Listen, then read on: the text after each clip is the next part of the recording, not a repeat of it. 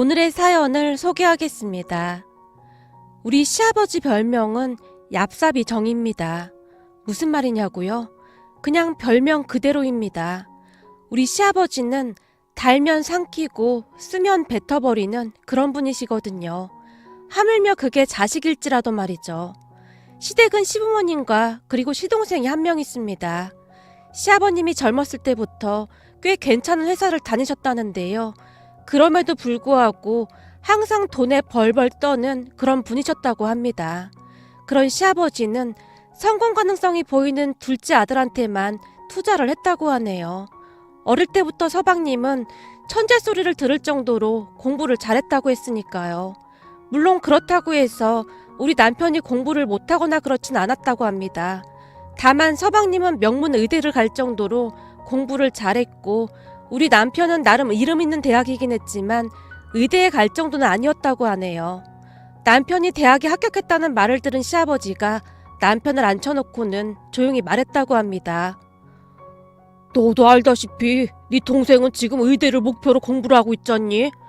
근데 의대라는 게 돈이 만만치가 않게 들어간다. 그래서 우리가 네 대학 등록금까지는 어떻게 마련해주겠지만 그 다음부터는 네가 알아서 해야겠다. 그렇다고 해서 부모 원망은 하지 말고 내가 그동안 누누이 말했듯이 난 회수 가능한 자식한테만 투자할 생각이거든. 물론 네가 입학한 대학이 나쁜 곳은 아니지만 그래봐야 졸업하고 대기업 들어가면 잘 풀렸다 그 정도 아니겠냐. 근데 네 동생은 다르다 그 말이야.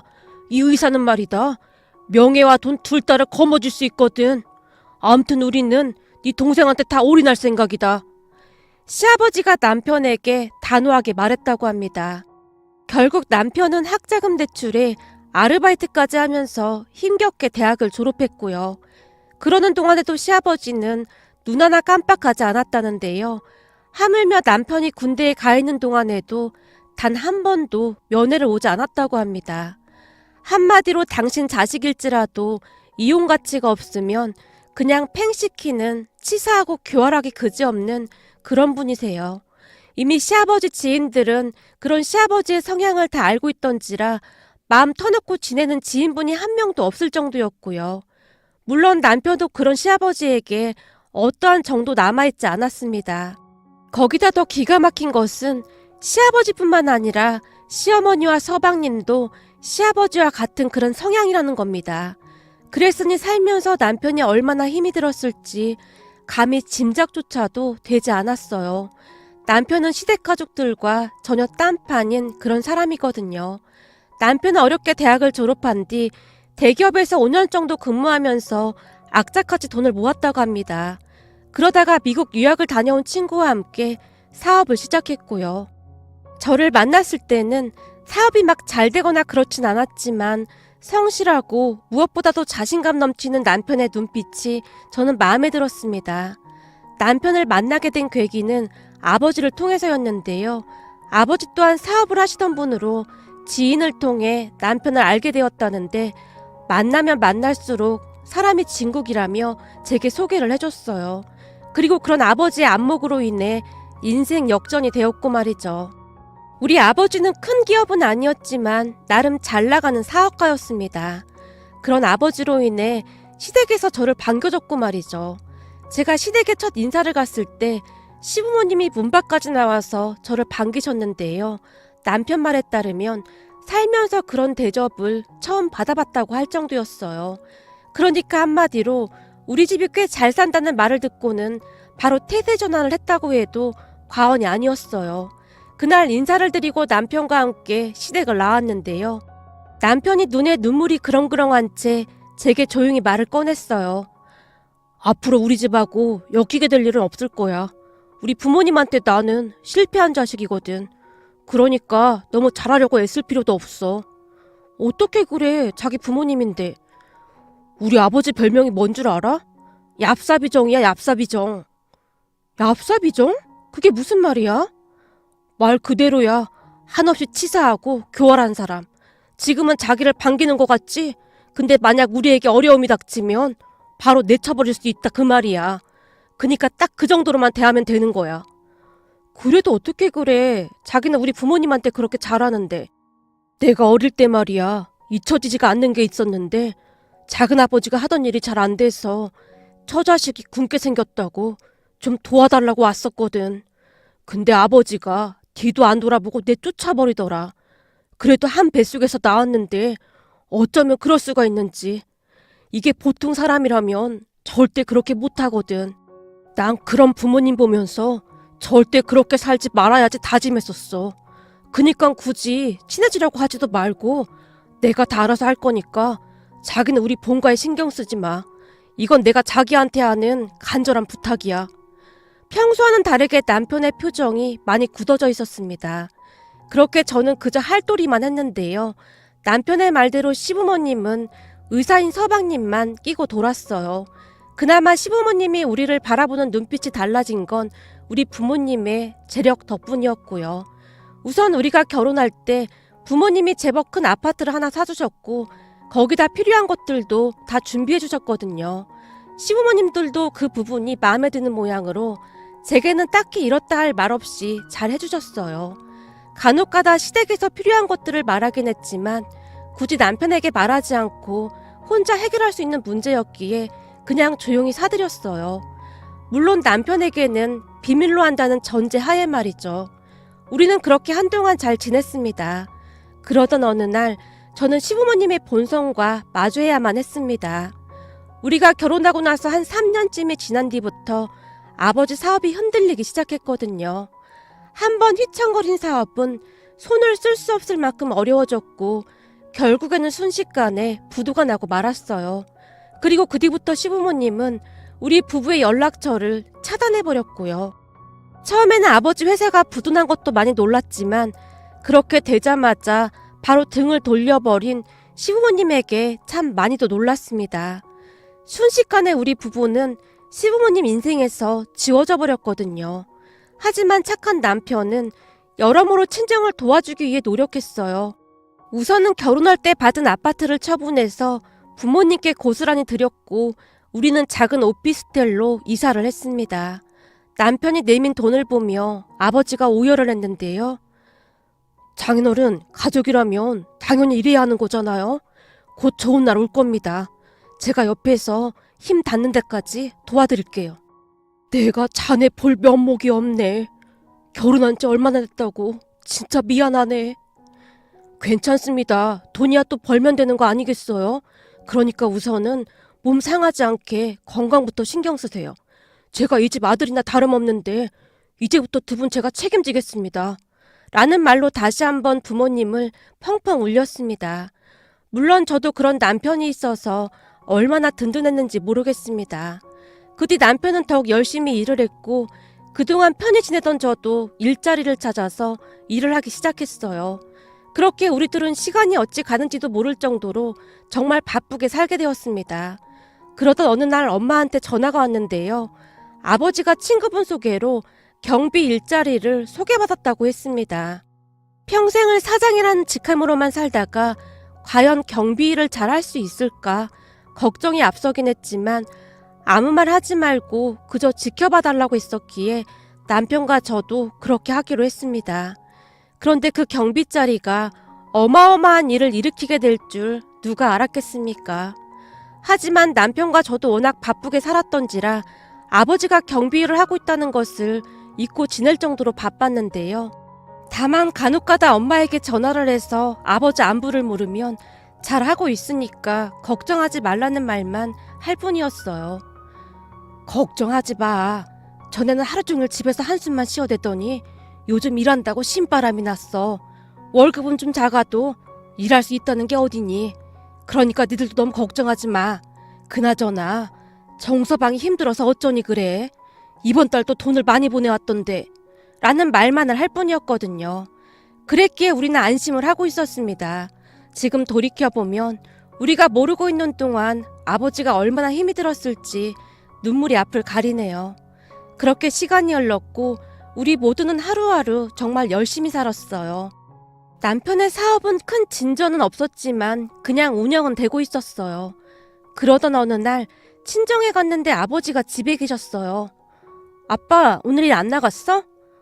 오, 그게 말이야? 일 관뒀다. 왜? 무슨 일이 있었어? 하긴 아빠랑 그 일이 맞지 않긴 했지. 그러게 말이다. 내가 잘 해보려고 했는데 영 일이 손에 익숙치가 않더구나. 그래서 그만두고 다른 일 알아보고 있어. 아빠, 무엇보다도 건강이 중요하니까 항상 건강 생각해야 해. 제가 아버지를 위로하고 있었는데요.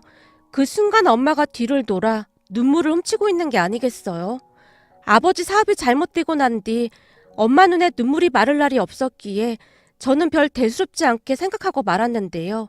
그날 엄마가 피눈물을 흘리고 있었다는 것을 한참 나중에 알게 되었어요. 기가 막히고 남을 그 일은 어느 날 정말 예기치 않게 밝혀지게 되었습니다. 한동안 연락이 없던 시어머니가 우리 부부에게 본가로 오라고 했어요. 딱히 가고 싶진 않았지만 정말 급한 일이라는 말에 정말 억지로 시댁으로 갔는데 시부모님이 제게 기가 막힌 얘기를 하기 시작했어요. 우선 시댁에 들어서자마자 두 분이 저를 있는 대로 노려보고 있었습니다. 우리 아들이 봉도 아니고 넌 어쩜 그렇게 염치가 없을 수가 있냐? 네 아버지 사업 쫄딱 망했으면 네가 알아서 나가 떨어져야지. 우리가 꼭 이렇게 불러서 말을 해야겠냐? 아버지, 지금 무슨 소리를 하시는 겁니까? 넌 입 다물고 가만히 있어. 내가 가만히 들어보니 네가 쟤네 집 다 먹여 살린다고 하던데 네가 무슨 호거도 아니고 그딴 짓을 왜 하고 있어? 그럴 돈 있으면 널 낳아준 우리한테 가져다 줘야 할 거 아니야? 그게 무슨 말씀이시죠? 그때 저 대학 들어갈 때 아버지가 그랬잖아요. 저는 효용 가치가 없어서 투자 안 하신다고요. 한마디로 그때 저를 버리신 거잖아요. 근데 이제 와서 왜 이러는 겁니까? 근데 이 자식이 어디서 아버지한테 대들게. 너 대체 누굴 닮았길래 이 모양인 거냐? 니들한테 애가 있는 것도 아니고 제 아버지 사업 망했으면 빨리 발을 빼야 할 거 아니야. 이용 가치도 없는데 왜 거기서 생고생을 하고 있느냔 말이야. 내가 보니 네 사업도 잘 안 되는 것 같던데 네가 왜 쟤네 집에 돈을 보태주고 있어. 쟤네 집에 줄 돈 있으면 우리한테나 좀 주던지. 아버지라면 당연히 그러시겠죠. 자식이든 뭐든 이용 가치가 떨어지면 그냥 안면 몰수하시는 분이니까요. 하지만 정말 다행히도 저는 아버지의 그런 피를 이어받진 않은 모양입니다. 저는 적어도 은혜를 원수로 갚진 않거든요. 그동안 우리 장인 장모님이 저한테 어떻게 해주셨는데 그런 소리를 하는 겁니까? 저를 낳아주신 두 분보다 더 친부모님 같았어요. 자식이 친부모를 버리면 천륜을 거스르는 게 아니겠습니까? 그러니까 전에처럼 저는 없는 자식처럼 생각하고 사시죠. 여보, 그만 가자. 남편이 제 팔을 잡아 끌고는 급히 그곳을 나와버렸어요. 당신한테 이런 걸 보여서 미안해. 우리 아버지가 한 말은 그냥 한 귀로 듣고 한 귀로 흘려버려. 내가 전에 했던 말 기억나지? 우리 아버지는 평생을 그리 산 사람이야. 그러니 진짜로 신경 쓰지 마. 내가 당신한테 많이 미안해. 괜히 나 때문에 이렇게 된 것 같아서. 무슨 그런 말이 있어. 그동안 우리 부모님은 날 없는 자식으로 생각했었어. 그니까 당신은 오늘 우리 아버지가 했던 말 그냥 다 잊어버려. 남편이 제게 몇 번이나 미안하다는 말을 했는지 모르겠네요. 그렇게 우리는 물이라도 한 잔 마실 겸 해서 아파트 단지 내에 있던 편의점으로 들어갔어요. 둘 다 입이 바짝바짝 말랐기에 뭐라도 마셔야 할 것 같았거든요. 그런데 우리가 편의점에 들어서자마자 누군가 아는 척을 했어요. 너 혹시 정식이 딸 지연이 아니냐? 어? 성재 아저씨? 그래, 이제야 기억이 나는가 보구나. 난 한눈에 알아봤다. 성재 아저씨는 아버지 친구분으로 우리 집에서 자주 찾아왔었기에 잘 알고 있었거든요. 아저씨, 잘 지내셨어요? 근데 아저씨가 여긴 어쩐 일이세요? 난 여기가 내 직장이니까 여기 있지. 네? 직장이라니요? 제가 듣기로는 무슨 건물 관리 같은 거 하신다고 들었는데요? 그래, 맞아. 내가 이 아파트 관리소장이야. 전에는 무슨 상가 관리하셨잖아요. 그럼 옮기신 거예요? 그렇지. 우리도 이리저리 왔다 갔다 하니까. 옆에 있는 사람은 남편인가 보구나. 근데 혹시 시간 좀 있니? 내가 너한테 할 얘기가 좀 있는데. 네, 시간은 괜찮은데 무슨 얘긴데요? 제 물음에 아저씨가 긴 한숨을 내쉬다가는 우리를 데리고 밖으로 나갔습니다. 그리고는 작은 나무 의자를 하나 찾아서 같이 앉았는데요. 아저씨가 우리에게 충격적인 말을 하기 시작했어요. 내가 말을 해야 하나 말아야 하나 잠깐 고민을 했었는데 말이야. 아무리 생각해봐도 알고는 있어야 할 것 같아서 말이다. 무슨 말씀이신데요? 저기 네 남편이 있어서 말이다. 아저씨가 걱정스러운 눈빛으로 남편을 바라봤어요. 그 순간 남편이 뭔가를 직감한 듯 얼굴이 굳어져 있었어요. 저는 괜찮습니다. 근데 혹시 우리 부모님 이야기일까요? 아무래도 제 생각에는 그럴 것 같아서요. 맞네. 자네 부모님 이야기야. 엄연히 따지고 보면 자네 아버지 이야기지. 내가 초면인데 말을 놔도 괜찮겠지? 그럼요. 장인어르신 친구신데 당연한 거죠. 근데 우리 아버지가 무슨 갑질이라도 했을까요? 남편의 얼굴에는 먹구름이 가득했습니다.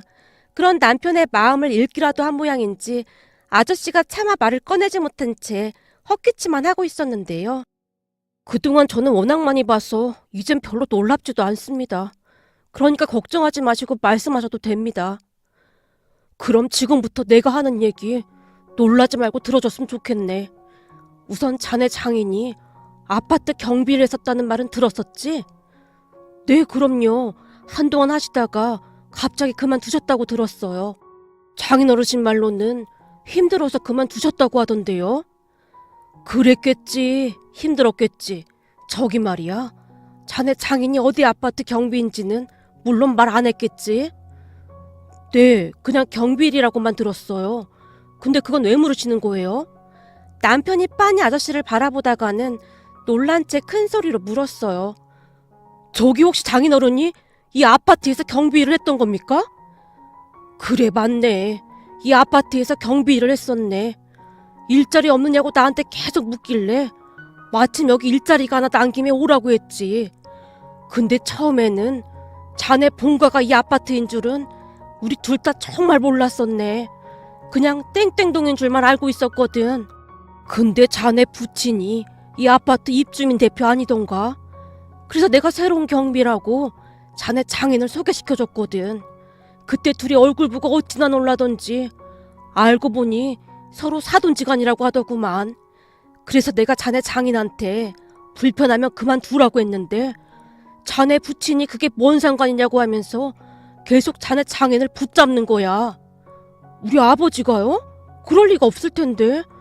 우리 아버지 성격이라면 바로 내쳤을 텐데.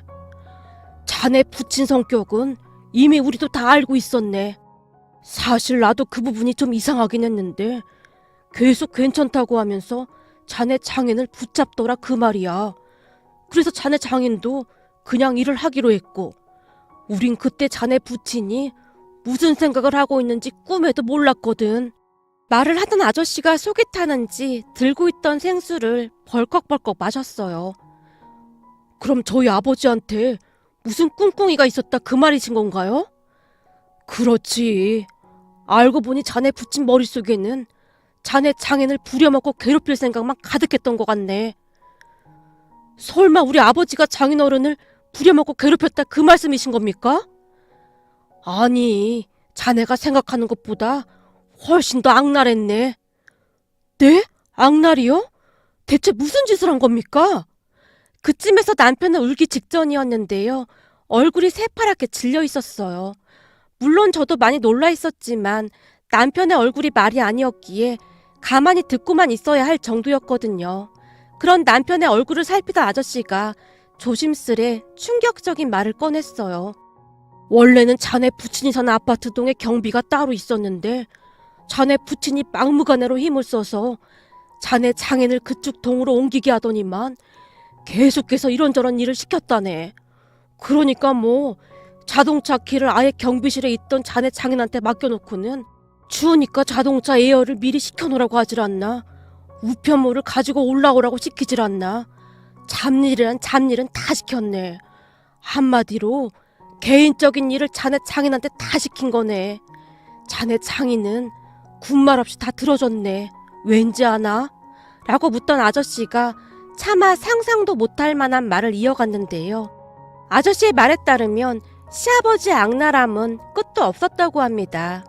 개인적인 심부름을 시킬 때마다 우리 아들이 당신네 가족들 먹여 살리는데 이 정도는 껌이지, 안 그래? 라는 말도 서슴지 않고 했다고 하니까요. 심지어는 엘리베이터가 술이어서 택배기사가 1층에 생수 여러 통을 놓고 갔다는데요. 그 생수를 9층까지 가지고 올라오라고 시키기도 했다네요. 하지만 아버지는 그냥 묵묵히 버텨냈다고 합니다. 아버지 자신의 처지를 너무나 잘 알고 있었던지라 더욱 이를 악물고 버텨냈다고 합니다. 자네 장인이 왜 그렇게 버텼는 줄 아는가? 생각해보게나. 평생을 사장님 소리만 듣다가 이런 일을 하게 됐지 않았는가? 그래서 사람들이 뒤에서 다들 수군거렸거든. 사장식이 나던 사람이 버티면 얼마나 버티겠어? 라고 말이야. 그래서 한번 해보자는 마음으로 그냥 버텼던 것 같은데 참 미련해도 보통 미련한 사람이 아니야. 아무리 그래도 그렇지 사돈한테 그 꼴을 당하면서 왜 참고 있어? 울분이 터진다는 듯이 아저씨가 긴 한숨을 내쉬었어요. 아저씨의 말로는 그러다가 결국 대형 사건이 터졌다는데요. 어느 날 아파트 단지에 주차 스티커가 부착되어 있지 않은 차 한 대가 계속해서 서 있었다고 합니다. 단지 내 학교를 건너가는 건널목 앞에 한동안 세워져 있었던 모양이었어요. 계속 지켜보던 아버지가 그 차 유리창에 불법 주차 스티커를 붙였던 모양인데요.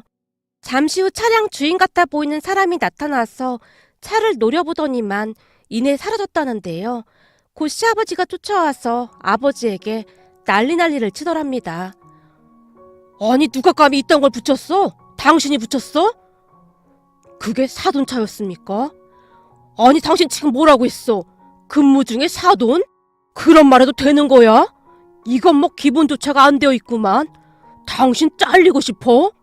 어디다 대고 사돈이란 말을 해? 근무 시간에. 아이고 대표님, 제가 큰 실수를 했습니다. 정말 죄송합니다. 죄송? 지금 죄송하다고 하면 다야? 내 아는 지인이 잠깐 차 좀 세워놨다고? 감히 이딴 걸 붙여? 지금 내 꼴이 얼마나 우습게 됐는지 알기나 하냔 말이야.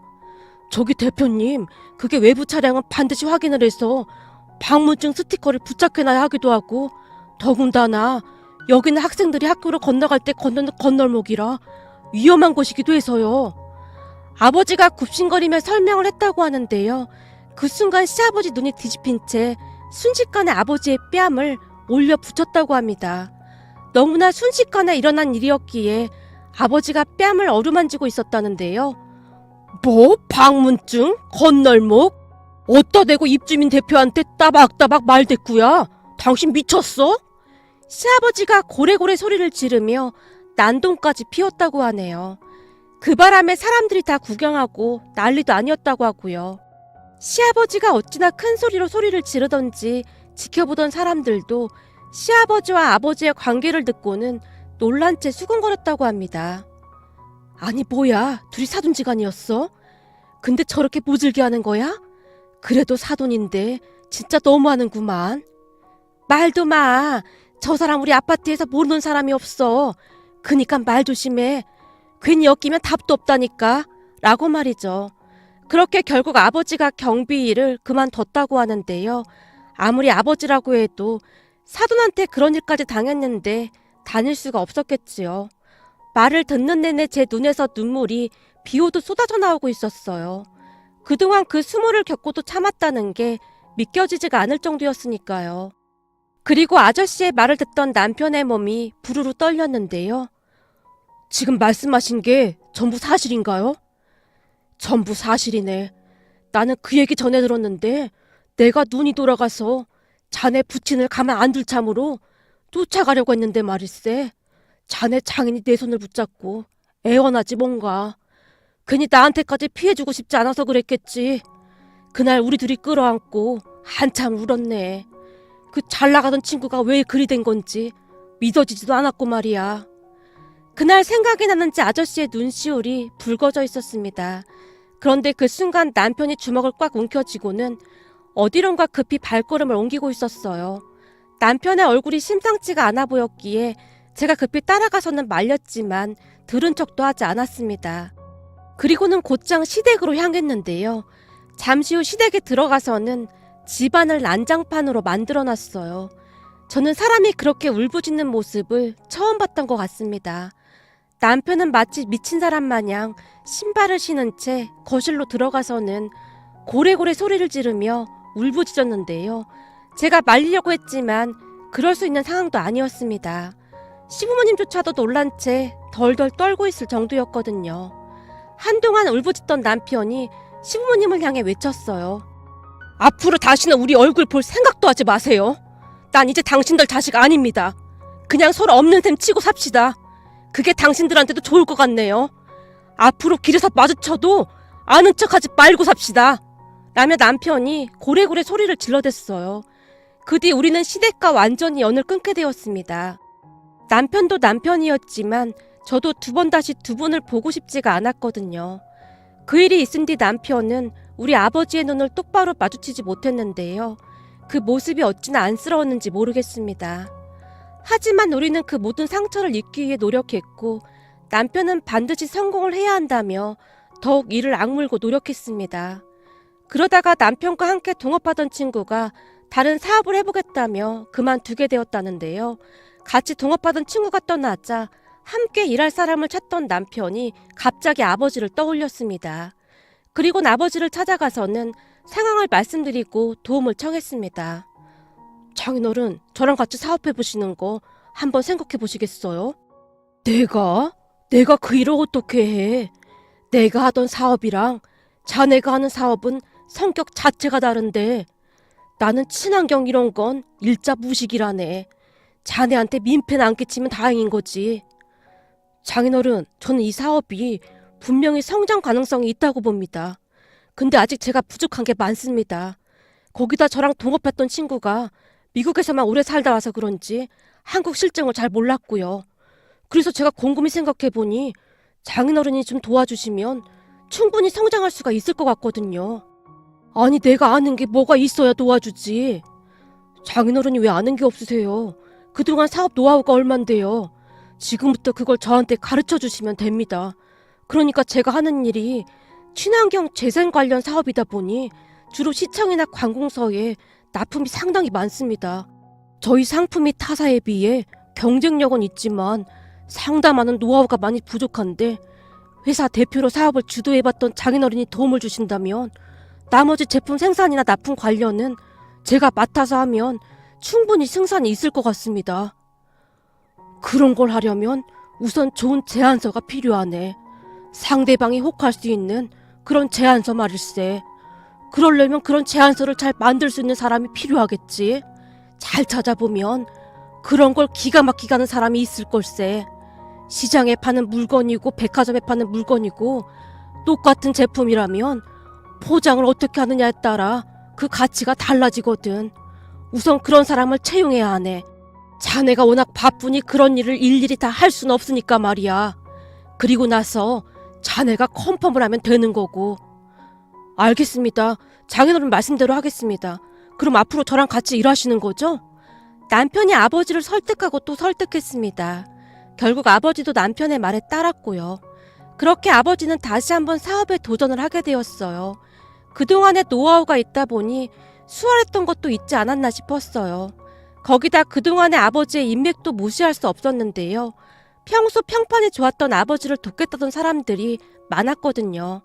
아버지는 가진 모든 열정을 쏟아부으며 열심히 일을 했습니다. 남편은 그동안 아버지와 함께 일하지 않은 것을 땅을 치며 후회했는데요. 장인어른하고 더 빨리 시작했어야 했는데 내가 왜 그런 생각을 못했지? 친구랑 나랑 생각지도 못했던 걸 다 해결하고 다니시는 거 있지? 이러다 우리 사업 대박 나는 거 아니야? 다들 조금씩 관심을 갖기 시작했다니까. 이래서 경력을 무시 못하는 거구나. 역시 사업은 아무나 하는 게 아니야. 집에만 오면 남편은 그 이야기뿐이었어요. 마지막 기회라고 생각한 아버지가 혼신의 힘을 발휘했거든요. 남편 또한 아버지의 말에 적극적으로 따라줬고요. 결국 지지부진했던 남편의 사업은 여기저기서 관심을 받게 되었고 우리가 상상했던 것보다 훨씬 번창을 하게 되었습니다. 물론 그만큼 되기까지 아버지와 남편은 잠도 제대로 잡은 적이 없을 정도였어요. 그랬기에 둘 다 얼굴이 많이 초췌하긴 했지만 그럼에도 불구하고 둘의 얼굴에는 항상 미소가 떠나질 않았어요. 그렇게 시간이 얼마나 지났을까요? 아버지와 남편의 사업은 나날이 승승장구해 갔습니다. 결국 지금은 상상도 할 수 없을 만큼 사업이 번창했어요. 남편과 함께 사업을 시작했던 친구가 놀란 채 후회를 할 정도였으니까요. 그 친구는 몇 년 동안 사업에 진전이 없으니 거진 포기한 거나 다름없었다는데 회사가 갑작스레 커진 것을 보며 중도에 포기한 걸 참 많이 후회하기도 했다고 합니다. 지금도 아버지와 남편은 밤낮없이 일을 하고 있지만 아주 신바람나게 일을 하고 있답니다. 그러던 어느 날 남편의 사업이 잘 된다는 소식을 듣고 시아버지가 남편의 회사로 찾아왔다고 하네요. 그런데 아버지가 사장으로 되어 있는 걸 보더니 눈이 뒤집혀졌다는데요. 다짜고짜 아버지와 남편에게 소리까지 질렀다고 합니다. 아니, 경비나 하던 저런 인간한테 사장 자리를 내줘? 네가 지금 제정신이야? 경비나 하더니라니요? 이 회사를 누가 키웠는데 그런 말을 하는 겁니까? 누가 키우긴 누가 키워? 네가 키운 거지. 딱 보니 저 경비 출신 사장은 그냥 바지 사장이구만. 잔말 말고 저 경비 출신 내보내고 나를 사장으로 앉혀줘라. 지금껏 연락 한 번 없던 사람이 갑자기 찾아와서 뭔 말도 안 되는 소리입니까? 바지 사장이라니요. 우리 장인어른, 아니죠. 우리 사장님께 말 함부로 하지 마시죠. 그리고 내쫓기 전에 그만 나가세요. 그때 당신이 우리 장인어른 뺨 올려붙였던 그 순간 우리 인연은 이미 끝난 겁니다. 아니, 부모 자식 간에 연을 끊다니? 그게 뭔 말이냐? 네가 부모랑 연 끊고 얼마나 죄책감에 시달리려고 그러는 거냐? 죄책감이라고 하셨어요? 부모한테 받은 사랑이 조금이나 있는 사람이나 그런 걸 갖는 거지. 나는 죄책감 그런 거 없으니까 당장 나가세요. 남편이 시아버지를 내쫓아버렸다고 하네요. 하지만 시아버지가 계속해서 그럼 우리한테 매달 돈 좀 보내주던지. 아무리 그래도 우리가 널 낳아준 부모인데 이럴 순 없는 거다. 발버둥까지 쳤다고 합니다. 갑작스레 시아버지가 찾아와서 사장 자리를 내놓으라고 하는 게 아무래도 이상하기만 했는데요. 얼마 뒤 사건의 전말이 백일하에 그대로 드러나고 말았답니다. 세상에나 알고 보니 서방님과 동서가 병원을 개업한다며 시부모님에게 몽땅 돈을 가져가서는 나몰라라 하고 있다고 하네요. 아파트를 담보로 대출까지 해서 빌려줬다고 하는데 병원을 개업하고 난 뒤 매달 원금과 이자까지 갚겠다고 하면서 말이죠. 하지만 몇 달 정도 보내주던 돈이 어느 순간부터 들어오지 않았기에 시아버지가 따져 물었다는데요. 알고 보니 시동생에게도 큰일이 있었다는데요. 그러니까 시동생이 운영하는 병원이 관절 척추를 미세 현미경을 가지고 비수술 방식으로 치료하는 전문 병원이라고 하는데 개업한 지 얼마 되지도 않아서 환자 한 명을 치료하다가 수술한 지 반나절도 되지 않아 대학병원 응급실로 실려가는 의료사고를 냈다고 합니다. 뭘 잘못했던 것인지 환자가 이전보다 훨씬 병세가 악화돼서 병원이 발칵 뒤집어졌다고 하네요. 하필이면 의료사고가 난 사람이 워낙 빵빵한 사람이라 가족들이 우리나라 최고의 변호사를 고용해서 소송 중이라고 합니다. 물론 시아버지가 그러한 것을 신경 쓸 사람이 아니었기에 계속해서 돈을 달라고 병원으로 찾아갔던 모양인데요. 시동생이 그런 시아버지를 바로 내쫓아버리고는 법대로 하라고 했다고 하네요. 결국 시아버지가 시동생을 상대로 법적 대응을 준비하고 있고 말이죠. 그렇게 시아버지가 남편에게 찾아왔던 것 같았습니다. 소송을 하려고 해도 돈이 있어야 가능했을 테니까요. 그런 말들을 듣는데 참 머리가 아플 지경이었어요. 아버지랑 자식이 소송이라니요. 참 시아버지도 대단하고 시동생도 대단하다는 생각만 들었어요. 그 바람에 시부모님이 우리에게 수시로 전화를 하고 있지만 남편과 저는 그저 모른 척하고 있습니다. 사실 조금도 도와드리고 싶은 마음이 없습니다. 전에 우리 아버지한테 한 그 모든 것들이 여전히 생생하게 기억이 나거든요. 남편 또한 철저히 외면하고 있는 중입니다. 그렇게 우리 가족은 나름 잘 지내고 있었는데요. 오랜만에 다 같이 외식을 하던 어느 날 기분이 좋으셨던지 그날따라 아버지가 약주를 많이 드셨어요. 그런데 잠시 후 아버지 눈에서 눈물이 끝도 없이 쏟아져 나왔습니다. 우리 모두 놀란 채 아버지만 바라보고 있었는데요. 정서방, 내가 이혼에 절대 잊지 않음세. 정말 고맙네. 아버님, 그게 무슨 말씀이세요? 아버님 덕분에 사업이 이만큼 성장했는걸요? 제가 오히려 고맙습니다. 라고 말하던 남편의 눈시울도 붉어져 있었어요. 그 순간 아버지가 지갑에서 카드 하나를 꺼냈더니 남편에게 건넸어요. 그동안 참 고마웠네. 내가 말일세. 사업 그렇게 되고 죽지 못해 살았어. 근데 자네가 나한테 이 카드를 주면서 그랬잖나. 아버님, 이 카드 가지고 계시다. 무슨 일 생기면 쓰세요. 라고 말일세. 내가 그때 괜찮다고 하는데도 자네가 굳이 내 손에 쥐어주는데 난 그때를 절대 잊지 못한다네. 이 카드는 말이야. 나한테 부적이나 마찬가지였네. 힘들 때마다 내가 이 카드를 움켜쥐고 견뎌냈어. 정말 고맙네. 아버님, 무슨 그런 말씀을 하세요. 아버님 그 카드 한 번도 안 쓰셨잖아요. 전 제 인생에서 어머님, 아버님 같은 분들을 만나게 돼서 참 행운이란 생각만 듭니다. 처음으로 사랑받고 있다는 생각이 들었거든요. 우리야말로 아주 든든한 아들이 생긴 것 같아서 어찌나 고마운지 모르겠네. 아버지와 남편이 서로를 끌어안고 한동안 눈물만 흘렸어요. 그 모습을 보며 엄마와 저도 눈물을 흘렸고요. 그렇게 우리는 진정한 가족이 되어 잘 살고 있습니다. 요즘도 간혹가다 시부모님이 모르는 번호로 전화를 하고 있지만 우리는 그저 모른 척하고 있습니다. 두 분이 이런저런 일을 하면서 근근히 살고 계신다고 하더라고요. 하지만 자세히 알고 싶지도 않았습니다. 우리 아버지의 뺨을 올려붙이던 그 순간 그분들과의 인연은 이미 끝난 거나 다름이 없었으니까요. 오늘의 사연은 여기까지였습니다. 즐겁게 보셨다면 구독, 좋아요 부탁드립니다. 고맙습니다.